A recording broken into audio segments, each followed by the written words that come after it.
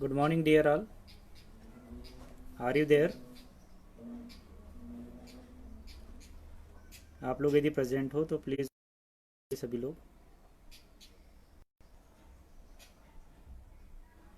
Good morning के साथ अपना रोल नंबर ज़रूर मेंशन करना।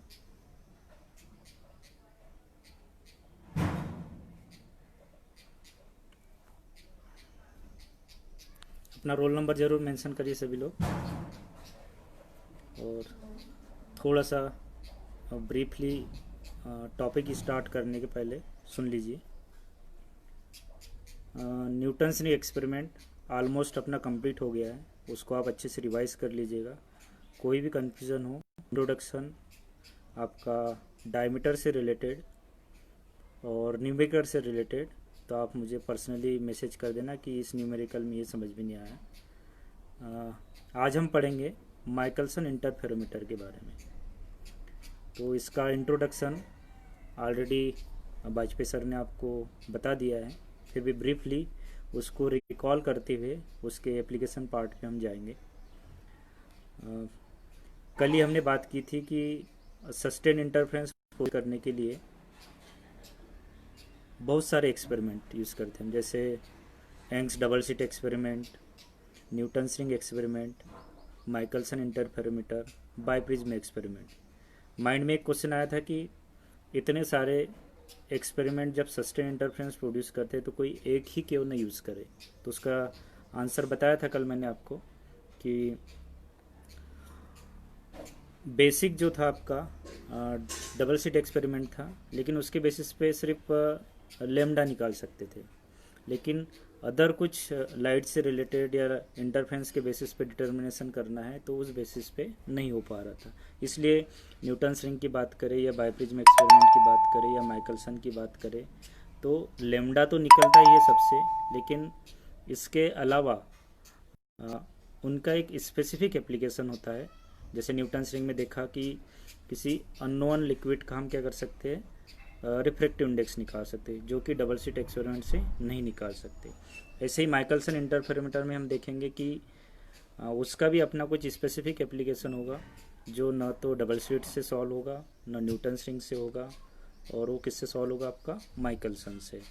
तो माइकलसन इंटरफेरोमीटर को जस्ट इंट्रोड्यूस करना है। माइकलसन और इंटरफेरोमीटर पहले भी बता चुके हैं कि नाम में ही बहुत कुछ छुपा होता है। माइकलसन दैट इज जिसने इसको इन्वेंट किया होगा या सेटअप किया होगा, उसके नाम के बेसिस पे उससे कोरिलेटेड। इंटरफेरोमीटर मीटर जिसमें लगा है दैट इज वो कुछ ना कुछ डिटरमाइन करेगा। इंटरफेरो दैट इज किसको कोरिलेट कर रहा है, वो इंटरफेरेंस को। तो meter word that is a कोई ना कोई इंस्ट्रूमेंट होगा। हम कौन सा यूनिट पढ़ रहे हैं, ऑप्टिक्स का, दैट इज कौन सा इंस्ट्रूमेंट होगा, आपका ऑप्टिक्स का होगा। तो इंटरफेरोमीटर एक टाइप का ऑप्टिकल इंस्ट्रूमेंट है जिसमें इंटरफेरेंस को प्रोड्यूस किया जाता है, और इंटरफेरेंस को प्रोड्यूस करके इसको कहीं ना कहीं इम्प्लीमेंट किया जाता है कुछ डिटरमाइन, जैसे वेवलेंथ निकालने के लिए, दो पास पास की वेवलेंथ निकालने के लिए, डिस्टेंसेस को वेवलेंथ के फॉर्म में निकालने के लिए। इस प्रकार इसका ब्रीफली हम इंट्रोडक्शन पढ़ेंगे। उसके बाद आता है इसका कंसेप्ट या वर्किंग प्रिंसिपल। तो जैसे बताया था कि डिवीजन ऑफ वेव फ्रंट और डिवीजन ऑफ एम्पलीट्यूड दो कंसेप्ट है जिसके बेसिस पे हम क्या करते हैं, सस्टेन इंटरफेरेंस प्रोड्यूस करते हैं। तो सस्टेन इंटरफेरेंस प्रोड्यूस करने की जो सेकंड मेथड है on the basis of division of amplitude, उसको फॉलो करते हुए माइकलसन ने एक इंस्ट्रूमेंट डिवाइस किया जिसे कहते हैं माइकलसन्स इंटरफेरोमीटर। इसके कंसेप्ट की बात करें तो सबसे पहले आप डायग्राम देखिएगा। डायग्राम मैंने बोर्ड पे दिखा रहा हूँ आपको। डायग्राम बोर्ड पे आप देखोगे तो शायद क्लियर होगा थोड़ा बहुत। ये शायद आप थोड़ा बहुत पढ़ चुके हैं डायग्राम। ऐसे यहाँ पे एक लाइट सोर्स है आपका, एस लाइट सोर्स है। उसके बाद एक G1 प्लेट है, एक G2 प्लेट है, एक M1 मिरर है, दूसरा आपका M2 मिरर है। इसके पीछे आपका बैक साइड में माइक्रोमीटर इसको लगे है, यहाँ भी माइक्रोमीटर इसको लगे है। एस कोई लाइट सोर्स है जहाँ से एम्पलीट्यूड होता है या लाइट प्रोड्यूस होता है। G1 की बात करें तो इसके बैक पोर्शन में सिल्वर पॉलिश किया जाता है। दैट इज इसलिए G1 को हम क्या कहते हैं, बीम स्प्लिटर कहते हैं। सिल्वर पॉलिश करने से, पार्शियली सिल्वर पॉलिश करने से क्या होगा कि जैसे ये इंसिडेंट होगा तो लाइट के कुछ पार्ट को क्या कर देता है, वो रिफ्लेक्ट कर देता है और कुछ पार्ट को क्या करता है, ट्रांसमिट कर देता है। दैट इज एक लाइट रे कितने पार्ट में डिवाइड होगी आपकी, 2 पार्ट में। फर्स्ट टाइप का लाइट रे, ये सेकंड टाइप का लाइट रे। ये जो प्लेट है 45 डिग्री पे इंक्लाइंड होती है, इसलिए इसका जो इंसिडेंस होता है कैसा होता है, नॉर्मल होता है। इस प्रकार यहाँ पे भी कैसी इंसिडेंट होगा आपका, नॉर्मल होगा। ये M1 है आपका, मिरर है। मिरर का सिर्फ ये काम होता है कि जो भी लाइट आता है उसको रिफ्लेक्ट करता है। नॉर्मल इंसिडेंट हो रहा है तो उसी डायरेक्शन में उसका क्या होगा, आपका डायरेक्शन में ये लाइट आपका इंसिडेंट होगा, उसी डायरेक्शन में क्या होगा, रिफ्लेक्ट होगा। इसी प्रकार हम सेकंड टाइप की लाइट रे की बात करें तो ये भी किसकी ओर जाएगा, आपका M2 की ओर। M2 भी क्या है, एक टाइप का मिरर है। G2 भी सेम थिकनेस की प्लेट है, लेकिन इसको सिल्वर पॉलिश नहीं किया है। इसका काम क्या है, सिर्फ वो ट्रांसमिट करता है। इसलिए G1 को जो कहता है, ये बीम को क्या कर रहा है, स्प्लिट कर रहा है, इसलिए इसको क्या कहते हैं, बीम स्प्लिटर।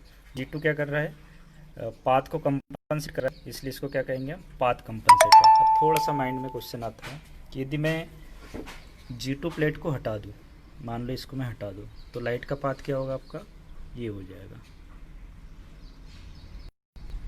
ठीक है, इस डायरेक्शन में जाएगा और इसी डायरेक्शन में वापस आएगा। अब जस्ट क्वेश्चन पूछ रहा हूँ आपसे कि यदि मैं G2 हटा दूँ तो क्या इंटरफेरेंस पॉसिबल है या नहीं है। G2 हटा देते हैं तो आपका ये लाइट का पाथ ही हो जाएगा और उसी पाथ में आपको वापस आ जाएगा। दैट इज हो सकता है आपके माइंड में आया होगा कि हटा देते हैं, वो भी हो सकता है, कोई ज़रूरत नहीं है, लेकिन कुछ ना कुछ स्पेसिफिक रीज़न होगा। इसको मैंने नाम दिया है क्या, बीम स्प्लिटर। इसको मैंने क्या नाम दिया, पाथ कंपनसेटर। कभी भी हम देखें इंटरफेरेंस की बात करें, जैसे एक S1 है, दूसरा S2, यहाँ से लाइट रे निकल रहा है, यहाँ से लाइट रे निकल रहा है, दोनों किसी पॉइंट पर क्या हो गए, सुपर पोजिशन होगा, तभी क्या प्रोड्यूस है, तभी क्या पॉसिबिलिटी है, इसका इंटरफेरेंस पॉसिबल है। अदरवाइज इंटरफेरेंस पॉसिबल नहीं है। दोनों की पॉसिबिलिटी क्या है कि जब वो यहाँ से यहाँ तक और यहाँ से यहाँ तक दोनों के सुपरपोजिशन की पॉसिबिलिटी क्या है कि S1 से P और S2 से P का जो लाइट है, जो पहुँचने का टाइम है या अराइवल टाइम है पॉइंट P पर, वो ज़्यादा वेरी नहीं करना है। माना कि एक 1 सेकंड बाद आ रहा है और एक मान लो 25 सेकंड बाद आ रहा है, तो दोनों का सुपरपोजिशन पॉसिबल है क्या, नहीं है। इसके लिए क्या होना चाहिए कि S1 से P तक का पाथ, S2 से P तक का पाथ, इनके ज़्यादा वेरिएशन नहीं होना चाहिए।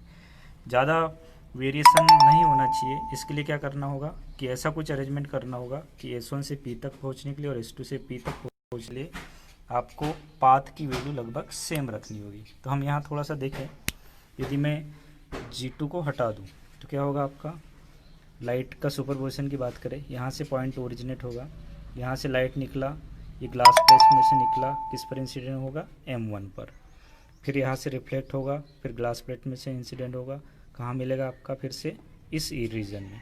सेकंड टाइप की लाइट की बात करें तो यदि मैं G2 को हटा दूँ तो यहाँ से डायरेक्ट वो किस पर इंसिडेंट होगा, M2 पर, और M2 से डायरेक्टली कहाँ पे आएगा, आपका सीधा इस एरिया में, वहाँ पर क्या होगा, आपका सुपरपोजिशन होगा। दोनों केस में हम देख रहे हैं कि ये वाला टाइप, ये वाला जो लाइट है ग्लास प्लेट में से ट्वाइस टाइम पास हो रहा है, और यदि मैं G2 को हटा देता हूँ तो ये 0 टाइम पास हो रहा है। इसमें इसका पाथ या इसका ट्रेवलिंग टाइम ज़्यादा रहेगा, इसका ट्रेवलिंग टाइम क्या रहेगा, कम रहेगा। तो हम क्या करते हैं, ऐसा कुछ अरेंजमेंट करते हैं कि G2 अपना सेकंड टाइप का लाइट रे भी सेम थिकनेस में से कितना पास हो जाए, आपका ट्वाइस टाइम। इसलिए उसी के पैरेलल में सेम एंगल पे सेम थिकनेस की हम G2 प्लेट प्लेस कर देते हैं। इसमें कोई सिल्वर पॉलिश हम नहीं करते। सिल्वर पॉलिश नहीं करने के कारण इसका काम सिर्फ ये होता है कि ये ट्वाइस टाइम उस लाइट को क्या करता है, पास करता है।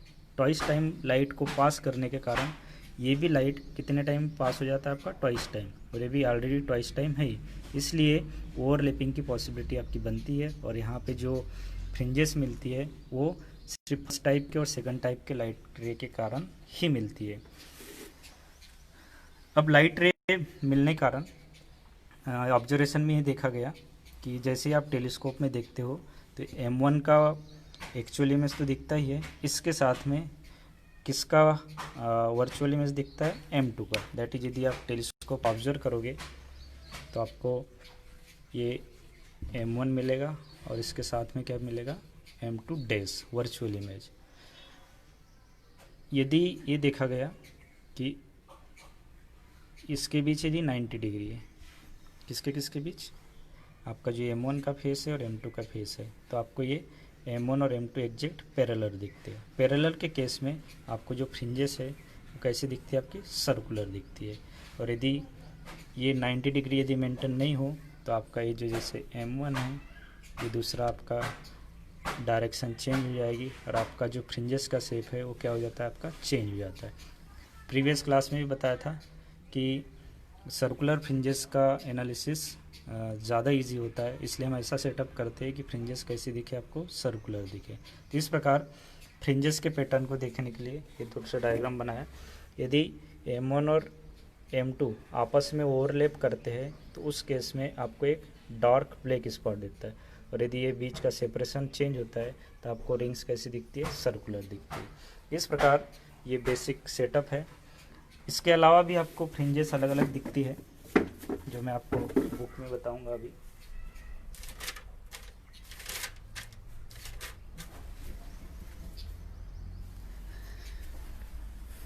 ये देखो, यदि ये इस टाइप से डायरेक्शन है तो आपको फ्रिंजेस ये मिलेगी, ये एक दूसरे को क्रॉस कर रहा तो स्ट्रेट मिलेगी। इस टाइप से डायरेक्शन है तो आपको चेक करेगा कि M1 और M2 के बीच का फेस कितना है। यदि 90 डिग्री है तो मेंटेन रहेगा, अदरवाइज नहीं रहेगा।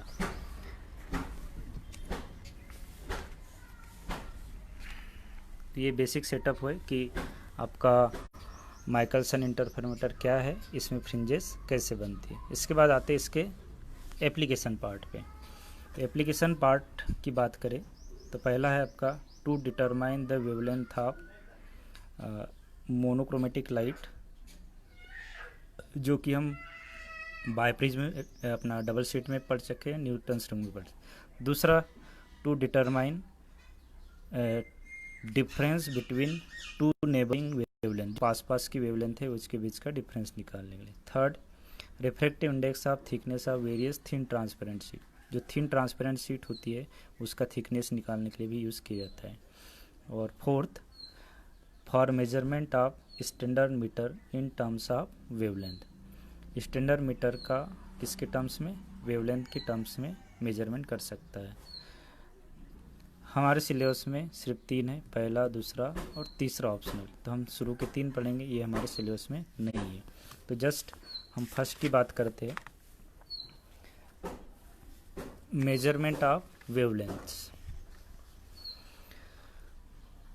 कि हम वेवलेंथ कैसे निकालेंगे। तो वेवलेंथ निकालने के लिए बहुत सिंपल सा कॉन्सेप्ट है कि ये हम अब एक्सपेरिमेंट की बात कर रहे हैं, बहुत इजी है, ध्यान से देखना। मिनिमम मैक्सिमम बता चुके हैं सर आपको, 2d equals to n lambda और 2d equals to twice n+1 lambda by 2। d आपका ये M1 और ये आपका M2 है, इसके कारण आपका ये सेपरेशन के कारण थिकनेस चेंज होने के कारण ये चेंज होता है। ये आपका ब्राइटनेस के लिए और ये आपका ये डार्कनेस के लिए। तो जस्ट ऑब्जेक्ट है आपका to determine wavelength of monochromatic light source, किसकी हेल्प से, माइकलसन इंटरफेरोमीटर की हेल्प से। तो इसके लिए सबसे पहले क्या लगेगा, आपको सेटअप लगेगा, किसका, माइकलसन इंटरफेरोमीटर का, जो हमने ये डायग्राम में अभी पढ़ा था। माइकलसन इंटरफेरोमीटर के सेटअप में सबसे पहले हम टेलीस्कोप में ऑब्जर्व करेंगे कि आपका जो M1 है और M2 है एग्जैक्ट पैरेलल है या नहीं है। यदि पैरेलल नहीं है तो इसका मतलब क्या है कि M1 का फेस और M2 का फेस के बीच कितना एंगल नहीं है आपका, 90 डिग्री नहीं है। तो 90 डिग्री को मेंटेन करने के लिए क्या करेंगे आप, ये जो बैक साइड स्क्रू लगे या तो M1 की ओर या फिर M2 की ओर, इन बैक साइड स्क्रू से हम क्या करेंगे, इतना सेट करेंगे कि हमें कौन सी पोजीशन दिख जाए, M1 और M2 डैश की।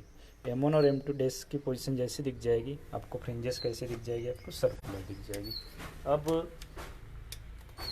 क्या होता है कि ये जो आपका एक्सिस होता है या तो M1 का या फिर M2 का, इस एक्सिस पे M1 को बैकवर्ड या फॉरवर्ड डायरेक्शन में हम क्या कर सकते हैं, शिफ्ट कर सकते हैं। और कितना शिफ्ट किया, इसके लिए यहाँ पे स्केल होती है, जैसे 0, 1, 2, 3, 4 सो ऑन। तो हम वर्चुअल इमेज को डिस्कस ना करते हुए हम किसकी बात करते हैं, M1 की। यदि मैं इसको बैकवर्ड या फॉरवर्ड डायरेक्शन में डिस्प्लेस करूँ तो फ्रिंज पैटर्न में कुछ ना कुछ क्या आएगा, आपका चेंज आएगा। क्या चेंज आएगा कि जो आपका सर्कुलर पैटर्न है उसमें हम देखते हैं कि या तो नंबर ऑफ फ्रिंजेस अपीयर हुई दिखाई देती है या फिर डिसअपीयर हुई दिखाई देती है। बुलबुला सुना होगा आपने साहब ने, या तो निकलती हुई दिखाई देती है या फिर कोलैप्स होती हुई दिखाई देती है। तो जनरली ऑब्जर्वेशन में ये देखा गया कि यदि इसको मैं इनिशियल स्टेट से फॉरवर्ड डायरेक्शन में, दैट इज डिस्टेंस बढ़ाता हूँ, तो नंबर ऑफ फ्रिंजेस क्या होती है, अपीयर होती है। और यदि डिस्टेंस रिवर्स बायस में करता हूँ या बैकवर्ड डायरेक्शन में करता हूँ तो नंबर ऑफ फ्रिंजेस क्या होती है, डिसअपीयर होती है। तो हम काउंट करते हैं कि डिस्टेंस के रिस्पेक्ट में, जैसे इनिशियल पोजीशन मान लो इसकी D1 है, मान लो दूसरी पोजीशन क्या है, D2 है, इन दोनों के बीच कितनी फ्रिंजेस अपीयर हुई या डिसअपीयर हुई, N1 और हम क्या कर लेते हैं, N2 काउंट कर लेते हैं। और उसके बेसिस पे फार्मूला सबको पता है, 2D इक्वस टू क्या होता है, n लेमडा। एक डिस्टेंस के लिए ले लेंगे हम 2D1 equals to n1 lambda, दूसरे डिस्टेंस के लिए ले लेंगे हम 2D equals to n2 lambda, या 2D2 minus D1 equals to n2 minus n1। तो आपको एक मिनट बस फार्मूला बता रहे हैं आपको यहाँ पे।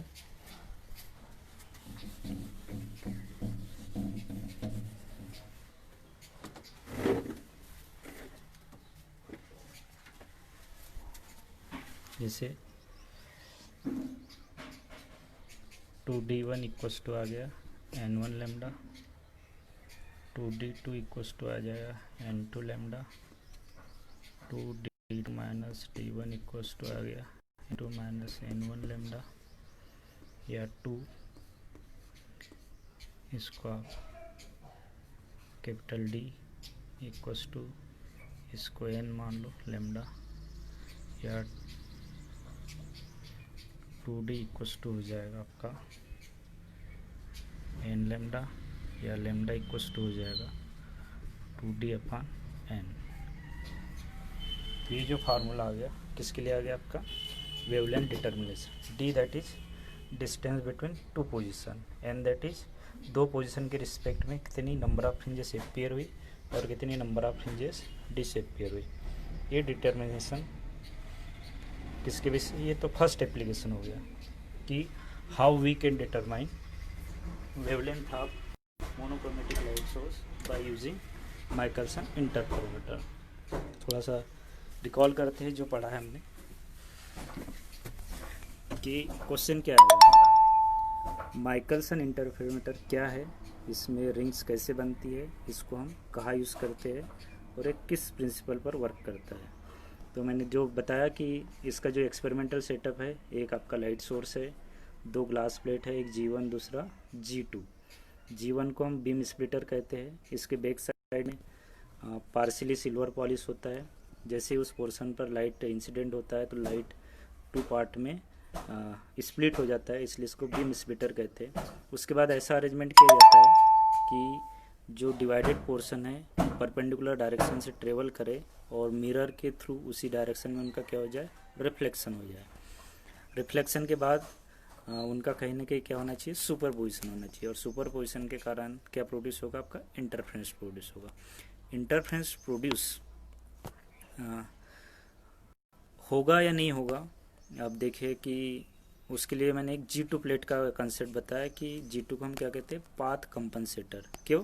क्योंकि फर्स्ट टाइप का लाइट रे प्लेट में से ट्वाइस टाइम पास हो रहा था, सेकंड टाइप का लाइट रे 0 टाइम पास हो रहा था, इसलिए पाथ को कंपनसेट नहीं पा रहा था और सुपरपोजिशन की पॉसिबिलिटी नहीं बन रही थी। इसलिए हम क्या किया कि सेम थिकनेस की सेम पैरेलली हमने जस्ट उसको पाथ को कंपनसेट करने के लिए प्लेट यूज़ किया, जिसे हम कहते हैं पाथ कंपनसेटर प्लेट।